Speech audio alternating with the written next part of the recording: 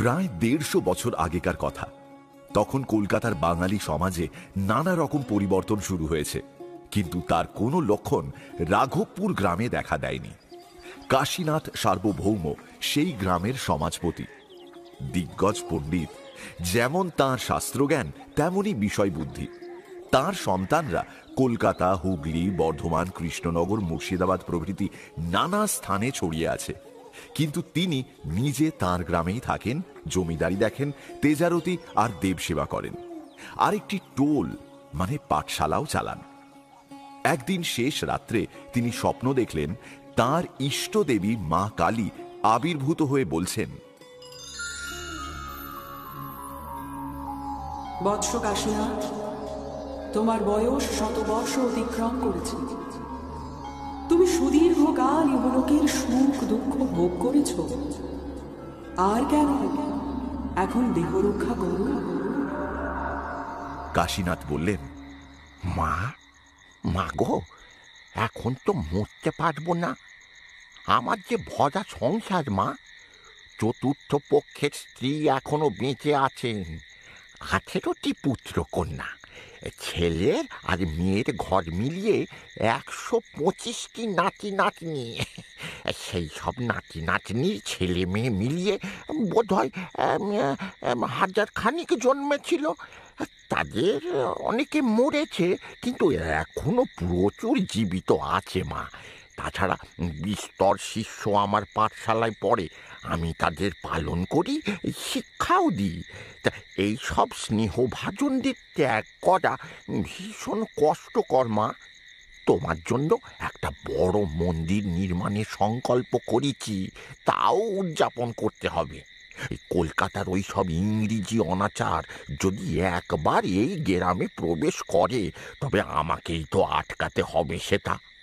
আমার ছেলেদের যে কিচ্ছু হবে না, তারা স্বার্থপর, নিজেদের ধান্দা নিয়েই ব্যস্ত।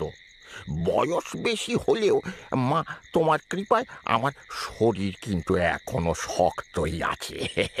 অতএব কৃপা করে এই আরো 10টা বছর আমাকে বাঁচতে দাও মা। মা কালী ভুরু কুঁচকে অদৃশ্য হয়ে গেলেন।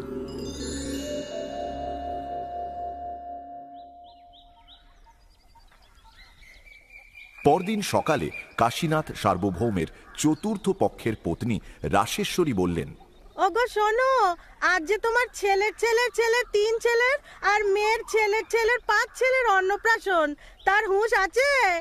তুমি চট করে সিনানানি সেরে এসো, তোমাকেই তো হোমযজ্ঞ করতে হবে। গঙ্গায় স্নান করে এসে কাতর কণ্ঠে কাশীনাথ বললেন, গিন্নি, ও গিন্নি, সর্বনাশ হয়েছে গিন্নি, সর্বনাশ হয়েছে। কাল সর্প আমাকে দংশন করেছে, আমার মৃত্যু আসন্ন গিন্নি। মা করাল বদনী, কি করলে মা? হায় হায় হায় হায় হায় হায়, সংকল্পিত কর্ম শেষ না হতেই আমাকে পরলোকে পাঠাচ্ছ। আমি যে আরো 10টা বছর বাঁচতে চেয়েছিলাম।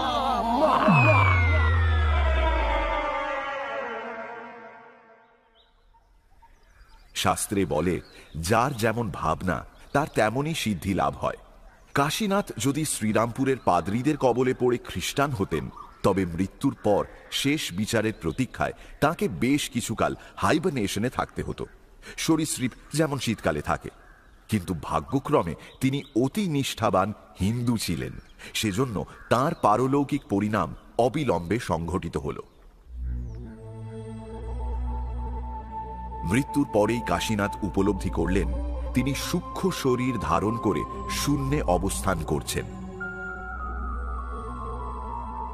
তাঁর প্রাণহীন দেহ উঠোনে তুলসী মঞ্চের সামনে পড়ে আছে।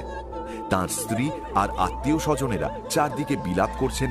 প্রতিবেশীরা বলছেন, আরে এত বড় মানে এই বুড়ো মানুষটা চলে গেল, এ যেন এক ইন্দ্রপতন।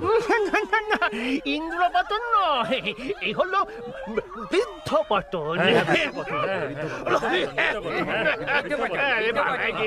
এসব দেখতে দেখতে কাশীনাথ দক্ষিণ দিক দিয়ে হাওয়ায় ভাসতে ভাসতে যমলোকে পৌঁছে গেলেন।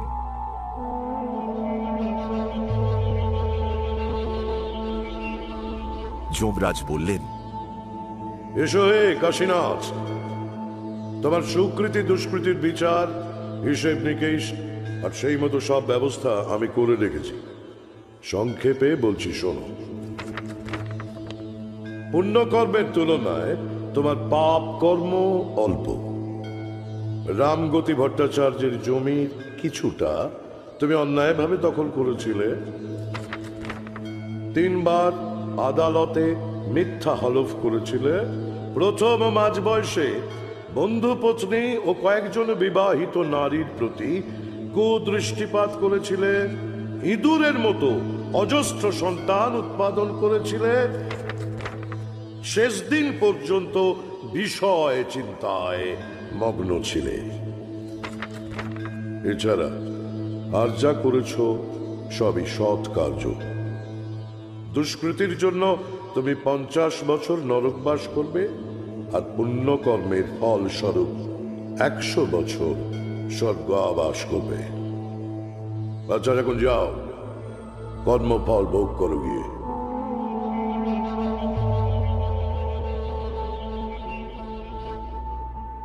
নির্দিষ্টকাল নরক ভোগ আর স্বর্গভোগের শেষে কাশীনাথ আবার যমরাজের বাড়িতে এসে উপস্থিত হলেন। যমরাজ বললেন, ওহে কাশীনাথ, তোমার প্রাক্তন কর্মের ফল ভোগ শেষ হয়েছে। এখন তোমাকে পৃথিবীতে ফিরে যেতে হবে। বিধাতা তোমার উপর প্রসন্ন।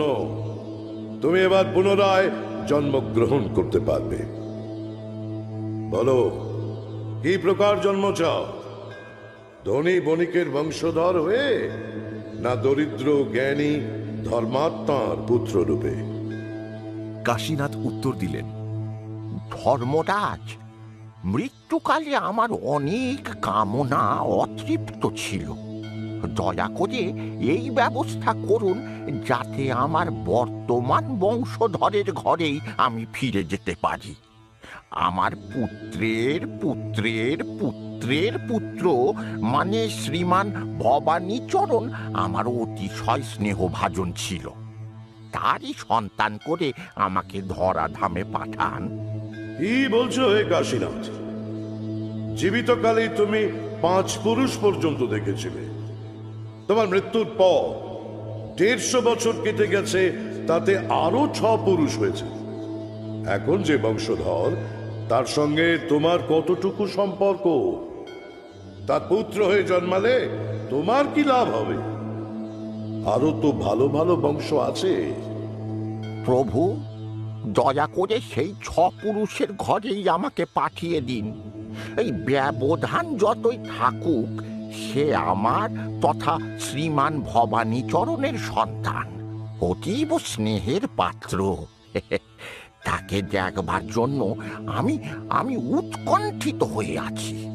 আরে তুমি তাকে চিনবে কি করে? তোমার বর্তমান স্মৃতি তো থাকবে না। জ্ঞানহীন ক্ষুদ্র শিশু রূপে জন্ম নিয়ে তুমি ক্রমে ক্রমে বড় হবে, জ্ঞান অর্জনও করবে, কিন্তু গত জন্মের সঙ্গে তোমার নবজীবনের যোগ থাকবে না। প্রভু, দয়া করে আমার এই প্রার্থনাটি মঞ্জুর করুন। নারী গর্ভে 9 মাস 10 দিন বাস করার পর শিশুরূপে ভূমিষ্ঠ হতে আমি চাই না। জ্ঞানবান জাতিস্বর করেই আমাকে পাঠিয়ে দিন। মানে আমি শিশু হয়ে জন্মাতে চাই না। মরবার সময় তোমার বয়স 100 বছরের কিছু বেশি ছিল। তুমি কি সেই বয়স নিয়েই জন্মাতে চাও নাকি? আগে না, জরা জীর্ণ স্থবির হয়ে যদি পৃথিবীতে যাই, তবে নতুন জন্ম কতদিনই বা ভোগ করব? আমাকে বরং 25-30 বছরের যুবক করে পাঠিয়ে দিন। তোমার প্রার্থনা তো অতি অদ্ভুত।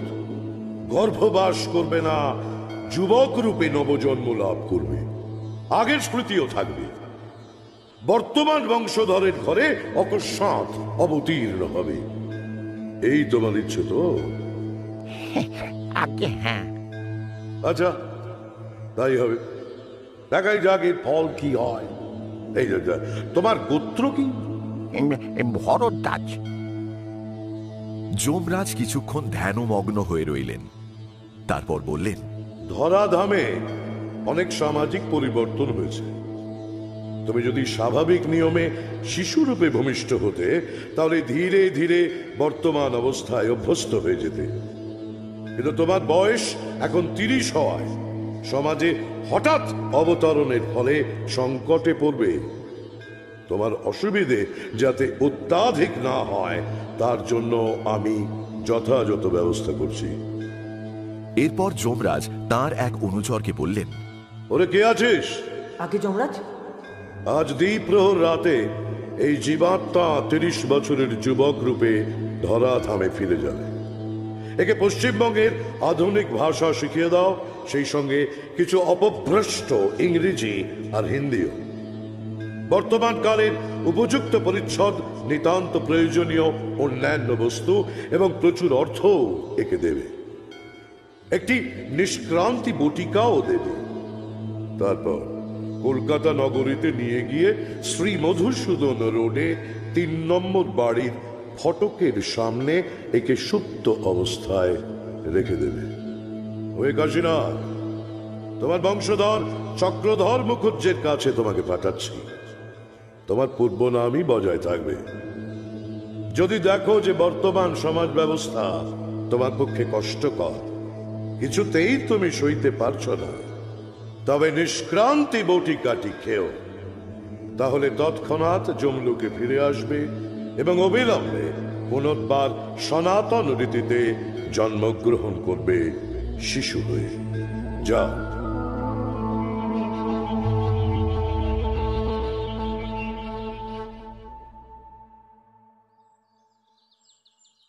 চক্রধর মুখুজ্জে ধনী লোক, বাস্তু বিবর্ধন কর্পোরেশনের ম্যানেজিং ডিরেক্টর।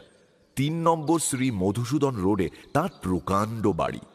সকাল 8টার আগে তিনি বিছানা ছেড়ে ওঠেন না, কিন্তু আজ ভোরবেলায় তার স্ত্রী স্বরূপা ঠেলা দিয়ে তার ঘুম ভাঙিয়ে দিলেন।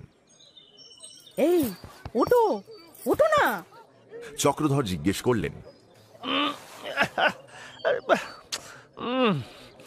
কি হয়েছে? নিচে গোলমাল হচ্ছে, শুনতে পাচ্ছ না? বারান্দায় দাঁড়িয়ে খোঁজ নাও কি হয়েছে। আমার বাপু ভয় করছে। সত্যি বাবা। চক্রধর বারান্দা থেকে দেখলেন গেটের সামনে অনেক লোক জমা হয়ে কি যেন বলছে। এটা কে?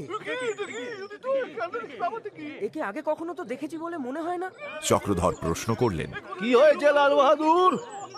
দারোয়ান লাল বাহাদুর বলল, কে একজন বাবু ফটকের সামনে রাস্তার উপর পড়ে আছে। এ বেঁচে আছে কি মরে গেছে বোঝা যাচ্ছে না। নেমে এসে চক্রধর দেখলেন তার বাড়ির ফটকের ঠিক বাইরে একটা চামড়ার ব্যাগ মাথায় দিয়ে এক আগন্তুক বেহুশ হয়ে শুয়ে আছে।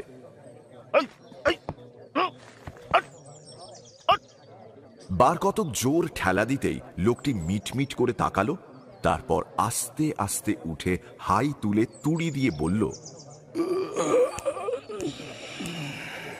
তারা তারা তারা তারা ব্রহ্মময়ী করাল বদনী, কোথায় আনলে মা? চক্রধর বললেন, কে হে তুমি? এখন নেশা ছুটেছে? কি খেয়েছিলে, মদ না আফিম? আমি শ্রী কাশীনাথ মুখোপাধ্যায় সার্বভৌম, আবার এসে পৌঁছেছি। তুমি চক্রধর তাই তো? শ্রীমান ভবানীচরণের বংশধর? আহা, কত বড়টি হয়েছে। ঘরে চলো বাবাজি, সব কথা বলছি। কাশীনাথের আত্মকথা শুনে চক্রধর স্থির করলেন লোকটা নেশাখোর নয়, মিথ্যেবাদী জোচ্চোরও নয়, কিন্তু এর মাথা খারাপ। প্রশ্ন করলেন, তা তোমার ওই ব্যাগে কি আছে? তা তো জানি না, তুমি খুলে দেখো। এই যে, এই আমার পৈতেতে চাবি বাঁধা রয়েছে, না খুলে না। চক্রধর ব্যাগ খুললেন। গোটা কতক ধুতি, গেঞ্জি, পাঞ্জাবি, একটা চাদর, এক জোড়া চটি, একটা গামছা, আয়না, চিরুনি ইত্যাদি। নিচে একটা পোর্টফোলিও। সেটা খুলে চক্রধর আশ্চর্য হয়ে দেখলেন প্রায় 5 লাখ টাকার গভর্নমেন্ট কাগজ এবং ভালো ভালো শেয়ার, নগদ 2000 টাকার নোট আর 10 টাকার আধুলি, সিকি, আনি ইত্যাদি। ও বাবা, এসব তো তোমারই নামে দেখছি। কি করে পেলে? কিছুই জানি না বাবাজি, সবই জগদম্বার লীলা আর যমরাজের ব্যবস্থা। চক্রধর অনেকক্ষণ ভাবলেন। লোকটি পাগল হলেও গুছিয়ে কথা বলে। একে হাতছাড়া করা চলবে না, বাড়িতেই রাখতে হবে, চিকিৎসাও করাতে হবে। বয়স তো বেশি নয়, বড়জোর 30। তার একমাত্র মেয়ের বিয়ে হয়ে গেছে ঠিকই, কিন্তু তার ভাইঝি তো রয়েছে। এই কাশীনাথের সঙ্গে বিয়ে দিলে সেই বাপ মা মরা মেয়েটার একটা চমৎকার গতি হয়ে যায়। 5 লাখ টাকার ইনভেস্টমেন্ট কি সোজা কথা? ইস, লোকটা যদি 3 বছর আগে আসতো তাহলে চক্রধর নিজের মেয়ের সঙ্গেই বিয়ে দিতেন। চক্রধর বললেন, শোনো হে কাশীনাথ, তুমি আমার পূর্বপুরুষ হলেও আপাতত আমার চাইতে অনেক ছোট। তা তোমার বয়স বোধহয় বছর 30 হবে, আর আমার হলো গে 60। তোমার ইতিহাস তো আমি জানলুম, কিন্তু আর কাউকে বলো না, লোকে তোমাকে পাগল ভাববে। লোকে জানবে তুমি আমার জ্ঞাতি। ছেলেবেলায় তোমাদের পাড়া গাঁ থেকে এক সন্ন্যাসীর সঙ্গে পালিয়েছিলে, এখন সন্ন্যাসে অরুচি হওয়ায় আমার আশ্রয়ে এসেছো। তুমি আমাকে বলবে কাকা বাবু, আমি তোমাকে বলবো কাশী বাবাজি। তোমার সম্পত্তির কথা খবরদার কাউকে বলবে না, বুঝলে? হ্যাঁ হ্যাঁ, বুঝেছি। কিন্তু তোমার বাড়িতে আমি থাকবো কি করে? তুমি তো দেখছি একেবারে ম্লেচ্ছ হয়ে গেছো। পেঁয়াজের গন্ধ পাচ্ছি, পাশের জমিতে মুরগি চড়ছে। এক বয়স্ক মহিলাকে দেখলুম চটি জুতো পরে চটাং চটাং করে সিঁড়ি দিয়ে নেমে এলো। ঘুমটা নেই, প্যাট প্যাট করে আমার দিকে চাইলো। ইস, আস্তে আস্তে, উনি তোমার কাকিমা। ও তা বেশ, কিন্তু তা বলে স্ত্রীলোক জুতো পরে কেন? কলিযুগ, কলিযুগ। ঠিক বলেছো বাবাজি, ঘোর কলি। এই কলিযুগের সঙ্গেই তোমাকে মানিয়ে চলতে হবে। এই শোনো বাপু, আমি কিন্তু নিজের রান্না নিজেই করব, আর আমার থাকবার আলাদা ব্যবস্থা করে দাও। বেশ তো, আমার বাড়ির নিচের তলায় পূর্ব দিকের অংশে তুমি থাকবে, একেবারে আলাদা, নিরিবিলি। চন্দনা, ও চন্দনা। একটি মেয়ে ঘরে এলো। চক্রধর বললেন, এটি আমার ভাইজি। আরে প্রণাম কর রে, প্রণাম কর। ইনি তোর কাশী দাদা, দূর সম্পর্কে আমার ভাইপো। চন্দনা প্রণাম করে চলে গেল। কাশীনাথ বললেন, তোমাদের কাণ্ড আমি কিছুই বুঝতে পারছি না। মেয়েটার মাথায় সিঁদুর নেই কেন? কপাল পুড়েছে নাকি? না না না না, ওর বিয়েই হয়নি, বিয়ে পাশ করেছে। খুব ভালো মেয়ে। হ্যাঁ, দুগ্গা দুগ্গা, এত বড় ধাড়ি মেয়ের বিয়ে হয়নি? কি সব যে দেখতে হচ্ছে। আচ্ছা কাশীনাথ, তোমার বিয়ে করার ইচ্ছে আছে তো? হ্যাঁ আছে বই কি, একজন ভালো ঘটক লাগাও। আমার ভাইজি এই চন্দনাকে বিয়ে করো না। তুমি উন্মাদ হলে নাকি চক্রধর? এক গোত্রে বিয়ে হবে কি করে? তাছাড়া ওরকম বেয়ারা স্ত্রী আমার পোষাবে না। সদ্বংশের লজ্জাবতী নিষ্ঠাবতী মেয়ে চাই। বিদ্যার দরকার নেই, রান্না আর ঘরকন্যার সব কাজ জানবে, ব্রত পালন করবে। তোমার গিন্নি আর ভাইজির মতন ধিঙ্গি হলে চলবে না। মুশকিলে ফেললে কাশীনাথ। তুমি যেরকম পাত্রী চাও তেমন মেয়ে ভদ্র ঘরে আজকাল লোক পেয়েছে। আচ্ছা, যতটা সম্ভব তোমার পছন্দসই পাত্রীর জন্য আমি চেষ্টা করব। আপাতত তুমি স্নান আর সন্ধ্যান্নিক সেরে খাওয়া দাওয়া করো।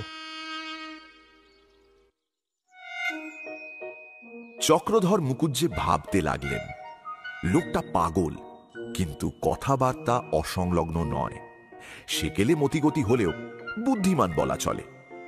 আশ্চর্য ব্যাপার, কাশীনাথ অত টাকা পেল কোথা থেকে?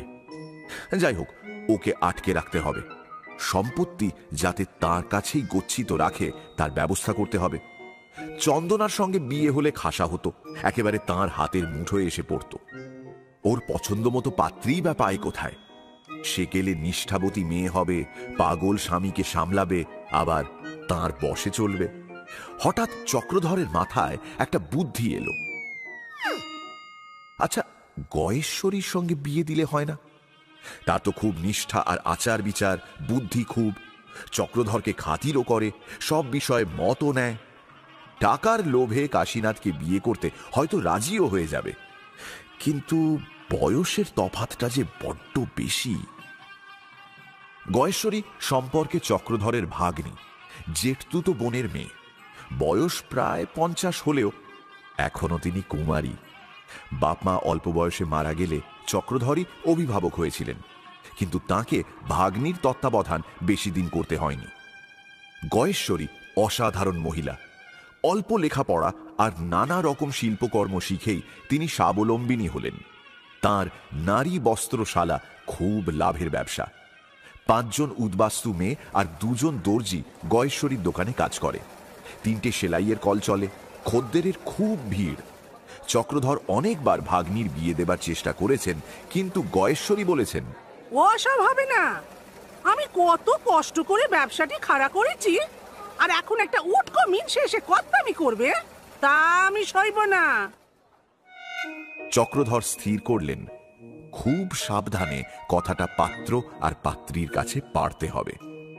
দৈবক্রমে 4 দিন পরেই কাশীনাথ আর গয়েশ্বরীর একটা সংঘর্ষ হয়ে গেল। চক্রধরের বাড়ির একতলায় পূর্ব দিকের অংশে কাশীনাথ আলাদা বাস করতে লাগলেন। তিনি নিজেই রান্না করে খান। চক্রধরের একজন পুরনো চাকর তার ফরমাস খাটে। একদিন সকালবেলা প্রাতকৃত্য সেরে কাশীনাথ গড়িয়াহাট মার্কেটে বাজার করতে গেছেন। জামাই ষষ্ঠীর জন্য সেদিন বাজারে খুব ভিড়। এই বেগুন কত করে? 112 আনা। কত? 100 বেগুন 12 আনা? কাশীনাথ অত্যন্ত বিরক্ত হয়ে ভাবছিলেন, এই যে ঘোর কলি, 12 আনা সের বেগুন। সব জিনিসই অগ্নিমূল্য, দেশে মন্বন্তর হয়েছে নাকি? কাশীনাথ 2টো কাঁচকলা কিনবেন বলে ভিড়ের মধ্যে সাবধানে এগোচ্ছিলেন। এমন সময় হঠাৎ করে গয়েশ্বরীর সঙ্গে তাঁর কোলিশন হলো। বাবারে, কেন দেখে হাঁটতে পারিস না? কাশীনাথের অপরাধ নেই। তিনি রোগা বেঁটে মানুষ। পিছনের ভিড়ে ঠেলা সামলাতে না পেরে সামনের দিকে পড়ে যাচ্ছিলেন। ঠিক সেই সময় গয়েশ্বরী উল্টো দিক থেকে আসছিলেন। গয়েশ্বরীর চেহারা বেশ ভারীর দিকেই, তাই কাশীনাথের ধাক্কায় গয়েশ্বরী পড়ে গেলেন না, কিন্তু রেগে গেলেন। মরণ, আই ছোড়া, বলি নেশা করেছিস নাকি রে? হ্যাঁ, ভদ্রলোকের মেয়ের গায়ে ঢলে পড়িস আর দুরাস্পর্ধা। ক্ষমা করবেন ঠাকুরন, ভিড়ের চাপে এমন হলো। আমি ইচ্ছে করে অপরাধ করিনি। 100 বার অপরাধ করেছিস রে হতভাগা, বেহায়া, বজ্জাত। এক দল লোক গয়েশ্বরীর পক্ষ নিয়ে এবং আরেক দল লোক কাশীনাথের হয়ে তুমুল ঝগড়া আরম্ভ করলো। গায়ে পড়ে সে নাকি ভদ্র। কেন আপনার বাবার কেউ হয় না? এই বাবা তুলবে না, বাবা তুলে কথা বলবে না। একটা নয় পড়ে গেছে তাই বলে এরকম চেঁচামেচি করলে হবে নাকি?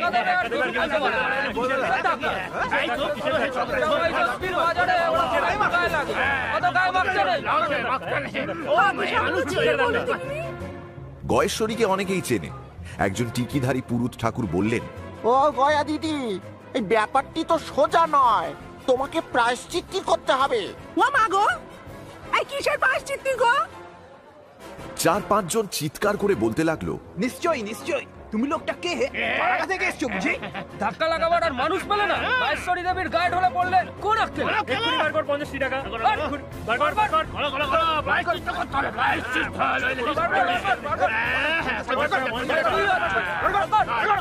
ঠিক এই সময় চক্রধরে চাকর এসে পড়ায় কাশীনাথ বেঁচে গেলেন।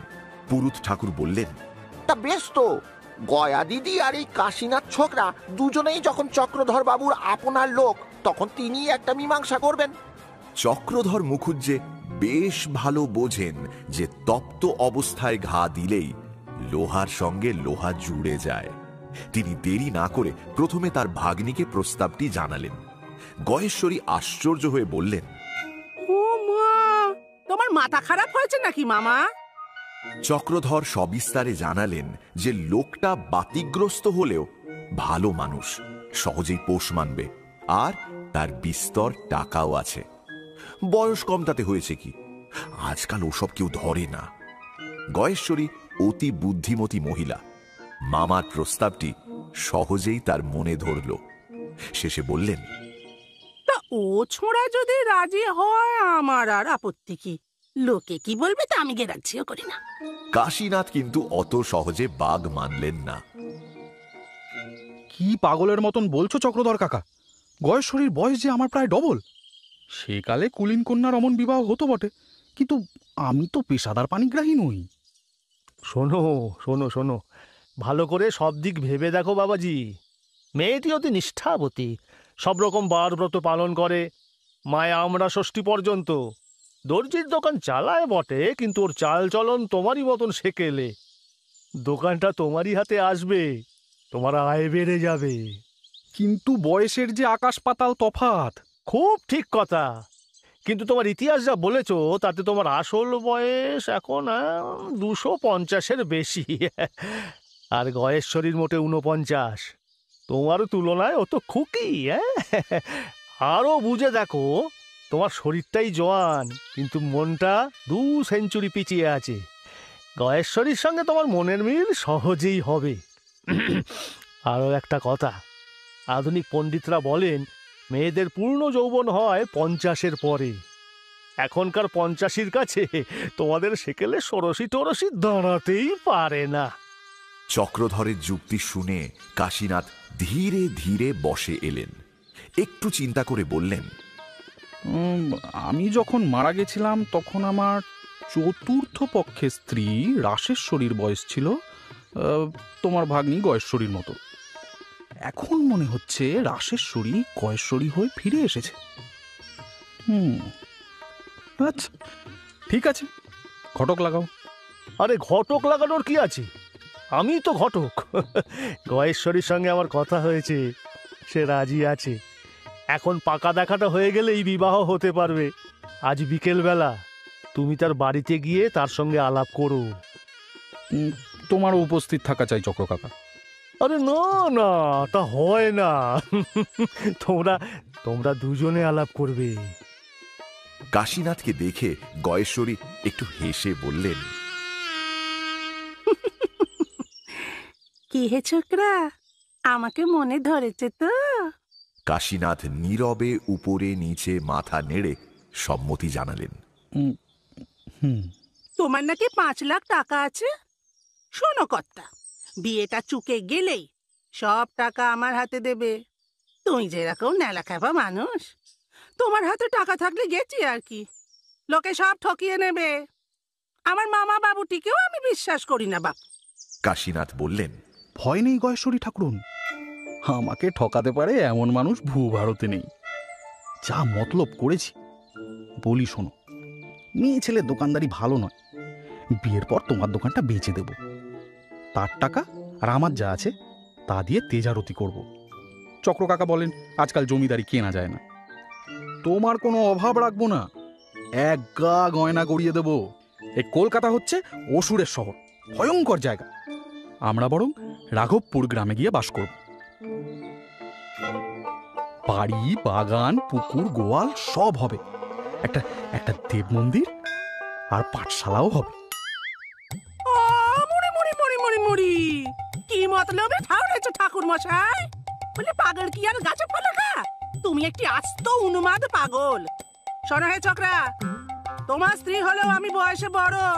গুরুজন, আমার হেফাজতেই তুমি থাকবে, আমার বশেই তোমাকে চলতে হবে। কাশীনাথ কিছুক্ষণ স্তম্ভিত হয়ে রইলেন। তারপর, তারা ব্রহ্মময়ী রক্ষা করো মা, তারা ব্রহ্মময়ী রক্ষা করো মা, তারা ব্রহ্মময়ী রক্ষা করো মা, রক্ষা করো, রক্ষা করো মা। সন্ধ্যের আহ্নিকের পর কাশীনাথ ইষ্ট দেবীকে নিজের অবস্থা নিবেদন করলেন। হে কি বিপদে ফেললে মা, তোমারই বা দোষ কি? নিজের কুবুদ্ধিরই ফল ভোগ করছি। পৃথিবীতে কলি যে এত প্রবল হয়েছে তা তো ভাবতে পারিনি। ব্রাহ্মণের বাড়ি, বাবুর্চি রাজ্যে, মুরগি চড়ছে, বুড়িরা জুতো পরে খটমটিয়ে চলছে, ধাড়ি মেয়েরা স্কুলে যাচ্ছে। ছোট লোকের আস্পর্ধা বেড়ে গেছে, ব্রাহ্মণকে গ্রাহ্য করে না, সামনেই বিড়ি খায়। এখানে জাত ধর্ম কিছুই রক্ষা পাবে না। ওই গয়েশ্বরী একটি ভয়ঙ্করী। ওকে বিয়ে করলে আমার নরকভোগের আর বাকি থাকবে না। আর ওই চক্রধর একটা পাষণ্ড কুলাঙ্গার, আমার বংশধর হতেই পারে না। যমরাজ নিশ্চয়ই ভুল করে ওর কাছে আমাকে পাঠিয়েছেন। কালী কালী কৈবল্য দায়িনী, উপায় বাতলাও মা, মাগো। মা কিছু একটা উপায় বাতলাও মা, আমাকে মা। শেষ রাত্রে কাশীনাথ স্বপ্ন দেখলেন তার ইষ্টদেবী আবির্ভূত হয়ে হাত নেড়ে বলছেন, সরে পড়ো কাশীনাথ, সরে পড়ো।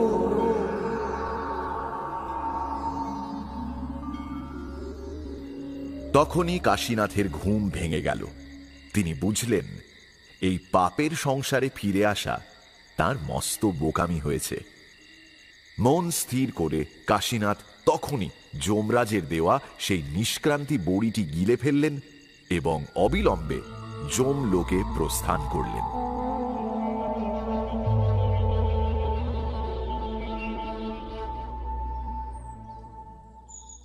তারপর সকালবেলা কাশীনাথকে পরীক্ষা করে ডাক্তার জানালেন যে এ থ্রম্বোসিস। এত কম বয়সে বড় একটা দেখা যায় না, তবে পাগলদের এরকম হয়ে থাকে। চক্রধর তখনই কাশীনাথের পৈতে থেকে চাবি নিতে গেলেন, কিন্তু পেলেন না। তাড়াতাড়ি ব্যাগটা দখল করতে গেলেন, কিন্তু তাও খুঁজে পেলেন না। নিশ্চয়ই গয়েশ্বরী সেটা হাতিয়েছে। এটা মনে হচ্ছে গয়েশ্বরীর কাজ। এই ভেবে তিনি ভাগ্নির বাড়ি ছুটলেন। বাড়ি ঢুকে গয়েশ্বরীকে দেখেই ঝাঁঝিয়ে উঠলেন। আরে শেষমেশ তুই এইভাবে চুরি করলি? হ্যাঁ, তোর আসপদা তো খুবই বেড়েছে দেখছি। মুখ সামলে কথা বলবে মামা, আমাকে চোর বলা? না তো কি, জল তো ছেলেটা পট করে মরে গেল, তারপর তার সব সম্পত্তি উধাও হয়ে গেল। তা আমি কি করবো? একে তো একটা পাগল ছাগলকে আমার গলায় ঝোলাতে গেছিলে, লজ্জাও করে না। তুই নিজেই তো রাজি হয়েছিলি, হোসনি? লোভ তো তোরও কম না। কি বললে? কি বললে? আমি লোভী? হ্যাঁ লোভী আমি কি না একা হাতে গায়ে গতরে খেটে রোজগার করি? দুজনের তুমুল ঝগড়া হলো, কিন্তু ব্যাগ পাওয়া গেল না। কারণ কাশীনাথের মৃত্যুর সঙ্গে সঙ্গে তার যমরাজের দেওয়া সম্পত্তি যম সরকার বাজেয়াপ্ত করেছে।